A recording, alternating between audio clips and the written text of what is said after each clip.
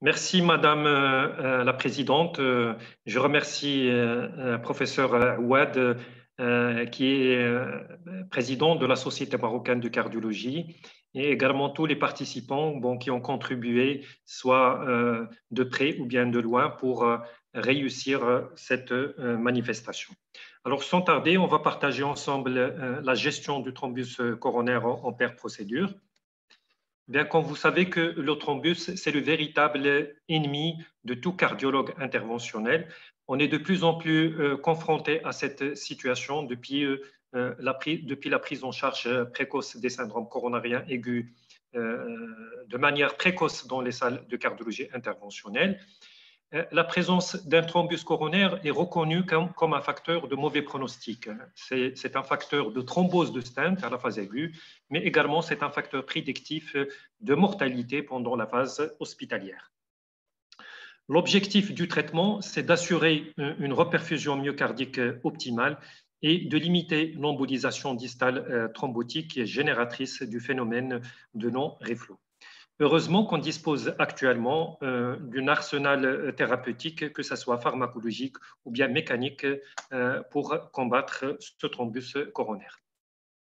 Un petit rappel sur l'aspect dynamique du thrombus. On sait tous que le thrombus est une structure qui est dynamique et qui se transforme rapidement.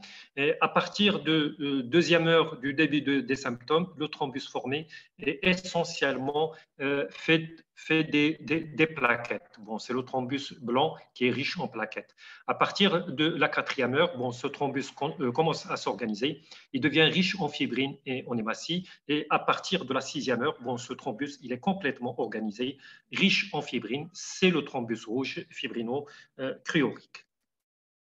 Alors, est-ce que je continue toujours à aspirer le thrombus coronaire au moment de l'angioplastie et surtout à la phase aiguë? C'est ce que nous allons voir à travers ce premier cas clinique, qui est l'observation d'un patient de 45 ans qui a comme facteur de risque cardiovasculaire un diabète de type 2, évoluant depuis 10 ans sous antidiabétiques oraux et une hérédité coronaire. Il consulte aux urgences à H5 d'une douleur thoracique prolongée infarct 8. Son examen cardiovasculaire était sans anomalie, avec un état hémodynamique qui est stable et il n'y avait pas de signe périphérique d'insuffisance cardiaque.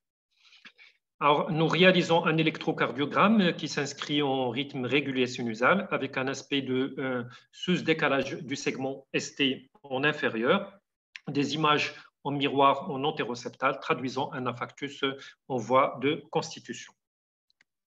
Alors, nous avons l'habitude de prendre les patients via le service des urgences et un traitement pharmacologique a été instauré à base de clopidogrel, 600 mg, de l'énoxaparine, de l'aspirine, des antalgiques. Et puis, le patient a été acheminé vers la salle de cardiologie interventionnelle. Un flash d'écho qui montre des troubles de la cinétique en inférieur, une fraction d'éjection ventriculaire gauche à 45%. Il n'y avait pas d'épanchement ni de complications associées. Alors, on réalise désolé, j'avais un problème technique pour l'enregistrement des boucles dynamiques. La coronarographie réalisée, cette incidence de la droite prise sur l'incidence de profil, on avait du mal à cathétériser au début la coronaire droite.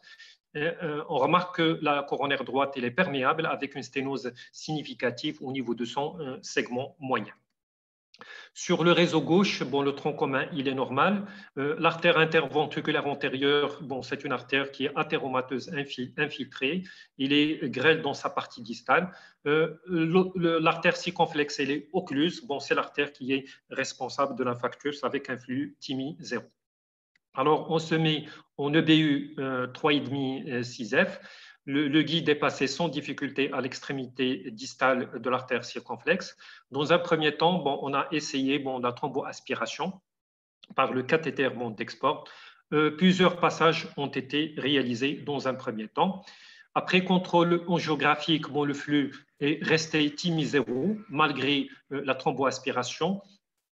Et puis, on prend un ballon, on réalise une inflation au niveau de la partie proximale de l'artère circonflexe et le contrôle angiographique montre une circonflexe qui est perméable, un flux TIMI3 avec une sténose qui est subocclusive de la partie distale de l'artère circonflexe et une lésion thrombotique au niveau de la CX proximale.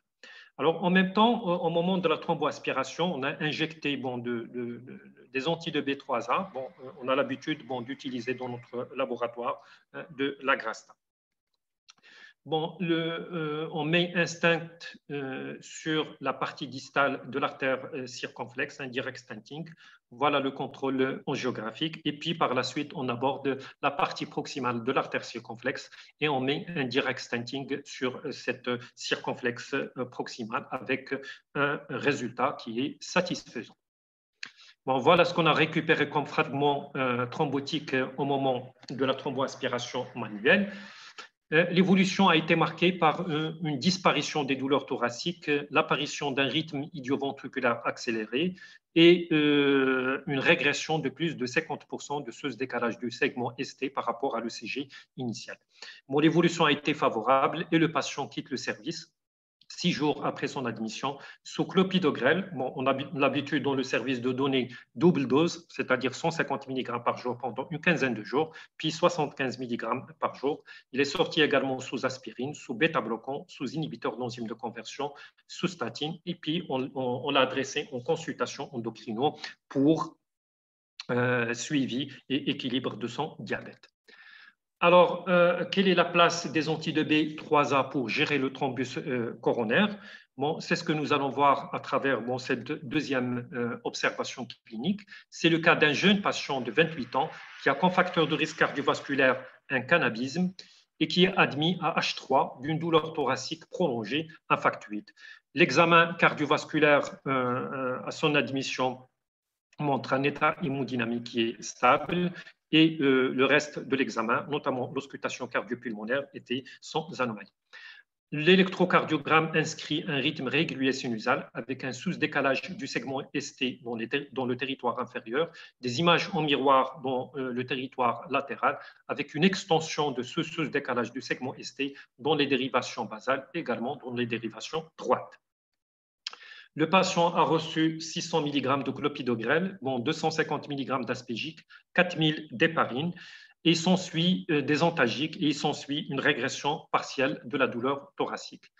L'extension au VD a été confirmée par l'échocardiographie transthoracique qui montre par ailleurs une fonction systolique ventriculaire gauche qui est conservée avec des troubles de la cinétique en inférieur. Alors, on réalise une coronarographie chez notre patient. Sur le réseau gauche, le tronc commun, il était normal, de même que l'artère interventriculaire antérieure et l'artère circonflexe. Et on devine là une occlusion de l'artère coronaire droite qui est reprise par le réseau gauche. Donc, on se met en G4 en guiding, 6F.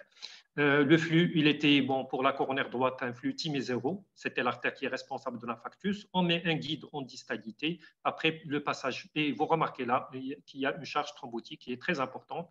Après le passage du guide, le flux est resté TIMI0. On met un ballon et on réalise une inflation au niveau de la partie proximale de l'artère coronaire droite. Après inflation par ballonnet, le flux est resté TIMI0. Donc, on procède à une injection intracoronaire des anti-2B3A. En même temps, on réalise une thromboaspiration par le cathéter d'export. Plusieurs passages ont été réalisés et le flux, il est resté toujours TIMI0. Donc, on était obligé de prendre un ballon d'un diamètre qui est supérieur. On a réalisé des inflations au niveau de la partie proximale. Ça n'a rien donné. Et on a réalisé des inflations étagées. Le flux, il est resté toujours TIMI0, malgré la thromboaspiration, malgré la grasta et malgré l'inflation par ballon.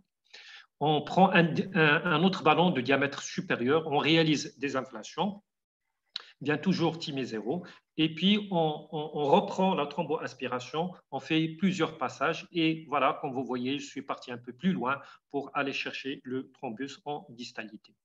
Le flux, il est resté toujours TIMI0, et au moment de la procédure, le patient a présenté 5 épisodes de fibrillation ventriculaire ayant nécessité une cardioversion par choc électrique externe. Le patient a commencé à baisser sa pression artérielle Et après plusieurs tentatives, inflation par ballon, thromboaspiration, rien n'a abouti.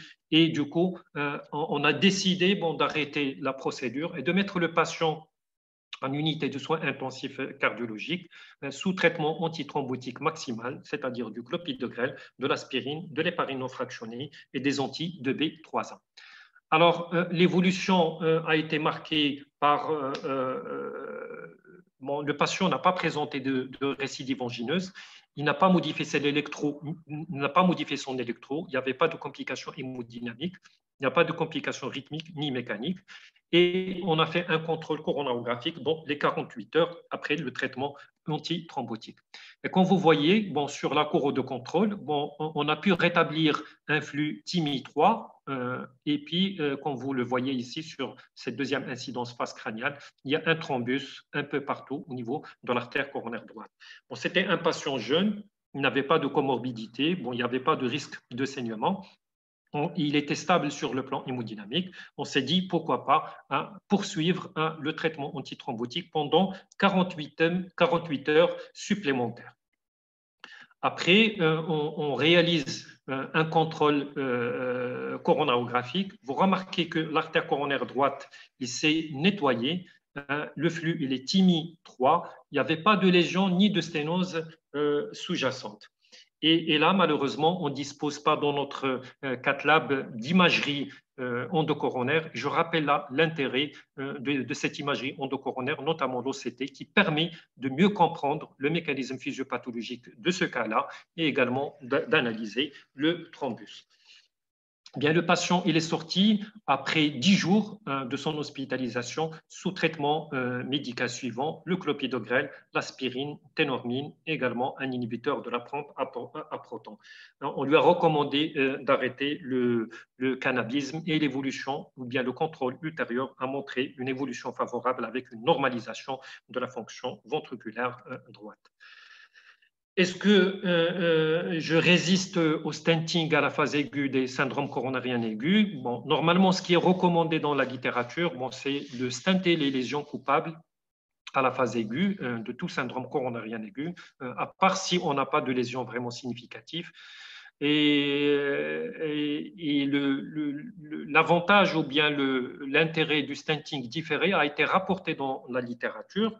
C'est ce que nous allons voir à travers ce troisième cas clinique. Donc, c'est l'observation d'un homme de 66 ans qui a comme facteur de risque cardiovasculaire un tabagisme actif et qui a été admis à H8 d'un infarctus inférieur avec un état hémodynamique stable et une auscultation, bien un examen cardiaque et pulmonaire qui est normal. L'électro, comme par hasard, c'est toujours des infarctus inférieurs. L'échocardiographie montre des troubles de la cinétique de la paroi inférovasale avec une fonction systolique ventriculaire gauche. Le reste était sans anomalie. Alors, sur le réseau gauche, le tronc, il est normal. Il y a de l'athérome sur l'artère interventriculaire antérieure. L'artère circonflexe et le réseau marginal étaient indemnes de lésion. Et sur la coronaire droite, comme vous voyez, c'est un flux TIMI-3. C'est une artère qui est perméable. On note une sténose qui est significative au niveau du segment moyen de l'artère coronaire droite avec un thrombus extensif qui s'étend du deuxième segment jusqu'à la partie proximale du segment distal de l'artère coronaire droite. Alors, dans ce cas-là, on avait épuisé le stock de cathéters de thromboaspiration. Le patient il était stable sur le plan clinique et hémodynamique. On s'est dit, on va renforcer le traitement médical antithrombotique et puis on le contrôle, le patient, par la suite. Donc, le patient a reçu 72 heures des anti-2B3A plus le traitement classique, c'est-à-dire l'aspirine, le clopidogrel, également l'HNF. Et comme vous voyez sur le contrôle coronarographique, l'artère coronaire droite est perméable, flux TIMI-3. Il y avait un nettoyage de l'artère et on a bien limité la sténose qui était responsable de ce syndrome coronarien aigu et ce qui nous a permis de stenter court au lieu d'aller stenter sur une charge thrombotique qui est très importante. Voilà le résultat final après angioplastie par ballonnet et mise en place d'un stent actif. Alors, que nous disent les recommandations concernant l'environnement antithrombotique? Les recommandations insistent sur le fait qu'il faut bien donner le traitement antithrombotique, il faut contrôler les doses et il faut s'assurer comme quoi on est vraiment dans la fourchette thérapeutique de ces thérapeutiques antithrombotiques au moment de l'angioplastie coronaire. Ce qui est recommandé, c'est de donner l'aspirine. Les nouvelles thérapeutiques anti-agrégantes plaquettaires, que ce soit le prasugrel ou bien le ticagrelor, le clopidogrel, il est indiqué si on ne dispose pas de ces deux molécules ou bien si le patient présente un risque de saignement très important. Le traitement anticoagulant, c'est la l'HNF, l'énoxaparine, où la bivaluridine a été rétrodégradée d'après les résultats des études récentes, et on réserve la bivaluridine chez les patients qui ont un risque de saignement ou bien les patients qui ont des antécédents de thrombopénie à l'héparine. Les anti-2B3A ils sont indiqués en salle de cathé. Si on a une charge thrombotique très importante devant des phénomènes de non-reflow ou slow flow, il n'y a pas de différence vraiment entre la voie intracoronaire et la voie intraveineuse, mais dans notre pratique, on préfère la voie intracoronaire devant une charge thrombotique très importante. Nous, on a l'habitude d'utiliser la Grasta. Qu'en est-il de la thromboaspiration? La première étude était une étude encourageante, l'étude TAPAS, qui a démontré une réduction de la mortalité. Ce concept de thromboaspiration a été enterré avec les résultats de l'étude totale, qui a démontré qu'il n'y a pas intérêt à thromboaspirer en routine à la phase aiguë des syndromes coronariens aigus. Plutôt, nos patients risquent de faire des AVC. Alors, elle n'est pas recommandée en routine d'après la Société européenne de cardiologie, mais si on lit bien entre les lignes, la thromboaspiration garde son intérêt en cas de charge thrombotique très importante, ou bien si on a toujours un flux TIM et zéro après le passage du kit, ou bien après Banoni. D'ailleurs, l'étude totale a bien démontré que dans le groupe thromboaspiration, on aura recours plus au direct stenting, on aura moins d'embolisation distale et on aura une amélioration de sous-décalage du segment ST. Alors, dans ma pratique, j'utilise la thromboaspiration chez les patients jeunes, chez les patients fumeurs qui ont un TIMI zéro après passage du guide, dans les STEMI qui sont admis de manière précoce en association avec les anti-2B3A ou bien en cas de charge thrombotique qui est très importante. Qu'en est-il du stenting différé? 3 études étaient négatives, une seule étude positive, c'est l'étude d'EFR-STEMI. Les recommandations de la Société européenne de cardiologie ne recommandent pas, finalement, cette technique en routine. Alors, je partage avec vous une méta-analyse très intéressante publiée en 2017, qui a comparé le stenting différé versus stenting immédiat à la phase aiguë. Et cette méta-analyse démontre bien qu'avec le stenting différé, c'est une procédure qui a démontré le fait qu'on aura moins d'événements périprocéduraux, c'est-à-dire moins de réocclusion, moins de phénomènes de non-reflow, moins de slow flow et moins d'embolisation distale. Mais il n'y a pas de différence en matière de MACE, c'est-à-dire les événements cardiovasculaires majeurs, entre les deux techniques. Alors, pour gérer un thrombus, il faut être armé du matériel de réanimation, de défibrillateur, un chariot d'urgence, un sonde d'entraînement électrosystolique, une assistance circulatoire. Il faut être doté également des thérapeutiques pour gérer le thrombus, les anti-agrégants, les anticoagulants, les anti-2B3A, la thromboaspiration, bien de quoi pour faire face à un phénomène de non-reflow, et également de comprendre l'image en cas de minocarde, tel que l'OCT et l'IVUS. Et je rappelle, comme le dit toujours notre ami docteur Bourgalem, dans des situations pareilles, il ne faut pas hésiter à appeler un ami si ça tourne mal. Je vous remercie.